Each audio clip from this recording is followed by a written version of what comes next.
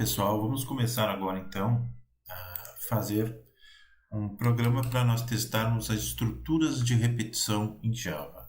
A primeira estrutura que nós vamos ver é a estrutura conhecida como for, ou também conhecida lá do algoritmo como para. Essa estrutura de repetição ela é mais conhecida por ser uma estrutura que tem um número determinado de vezes que vai repetir. Então, para repetições da qual eu sei exatamente o número de vezes que eu vou repetir, ela é a mais indicada. Por exemplo, vamos fazer aqui uma estrutura de repetição em que escreva os números de 1 até 5, por exemplo. Então a estrutura for ela vai ter 3 parâmetros separados por ponto e vírgula. O primeiro parâmetro é uma variável inteira que deve ser inicializada. Vou começar ela com o valor de 1, porque este é o primeiro valor que eu quero imprimir na tela. A nossa ideia é imprimir os números de 1 até 5. Então, o primeiro valor a ser recebido por essa variável i, que será a nossa variável de controle, é o valor 1. E aqui eu vou colocar então a condição de parada. Quando esta condição for falsa, essa estrutura, esse loop de repetição, deve parar. Como eu quero ir até o número 5, então, enquanto o meu i for menor ou igual a 5, ele vai ficar dentro dessa estrutura de repetição. E aqui eu faço a incremento da minha variável, ou seja, este comandinho, como nós já tínhamos visto anteriormente, este comando aqui, i++ e mais, é a mesma coisa do que utilizar i recebe i mais 1. Ou seja, ele simplesmente acresce o valor que está dentro da variável i para o valor dela mais 1. O espaço em que o loop ocorrerá é este espaço que está delimitado pelo abre chaves e fecha chaves.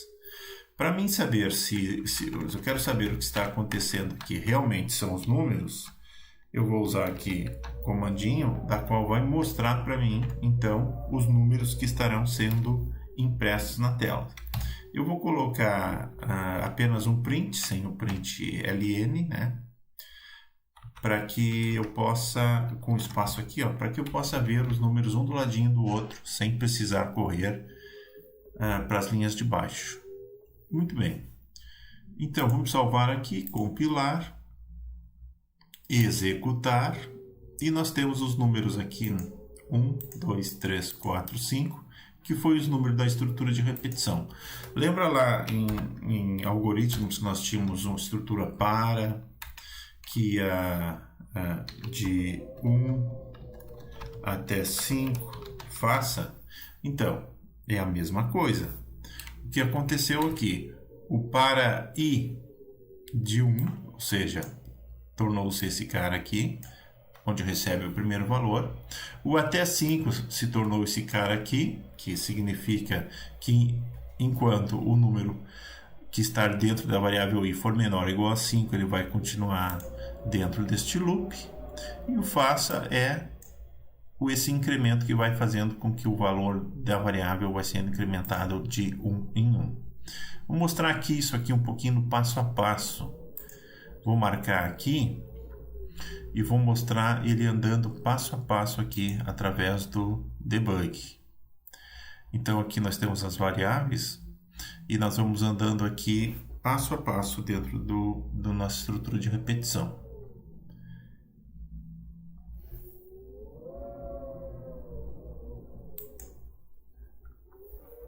Vamos ver se dá para mostrar aqui as variáveis. Então aqui, eu tenho a variável inteira. Essa variável inteira aqui está com o valor 1. Então vai imprimir este valor. Depois volta para lá. A variável i passa a ser 2. Olha só, pode ver que alterou aqui, nosso debug, que nós estamos vendo passo a passo o que vai acontecendo. Depois passa a ser 3, 4 e 5. E quando chega lá, passa a ser 6, e 6 não está dentro desta condição aqui, ó. Vou passar o próximo passo. Ele se tornou 6. A variável deixou de existir, ela some daqui. Por que a variável some daqui? Porque eu declarei ela aqui dentro, ó, e ela só existe dentro desse escopo. Se eu tivesse declarado a variável aqui fora, ela valeria todo o programa.